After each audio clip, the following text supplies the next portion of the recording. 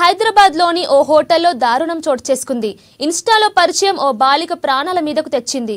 20 రోజులుగా హోటల్లో ఓ బాలికను నిర్బంధించిన ఘటన వెలుగు చూసింది. నిర్మల్ జిల్లా భైన్సాకి చెందిన బాలికను నారాయణగూడలోని ఓ హోటల్లో నిందితుడు బంధించాడు. ఇక ఇన్స్టాగ్రామ్లో పరిచయమైన అబ్బాయి తనను హైదరాబాద్లోని ఓ హోటల్ రూమ్లో లాక్ చేశాడంటూ బాలిక తల్లిదండ్రులకు ఫోన్ చేసి వాట్సాప్లో లొకేషన్ షేర్ చేసింది. ఇక దీంతో వెంటనే బాలిక తల్లిదండ్రులు షీ టీంను ఆశ్రయించారు. సమాచారం అందుకున్న షీ టీం సంఘటన స్థలానికి వెళ్లి బాలికను రక్షించారు.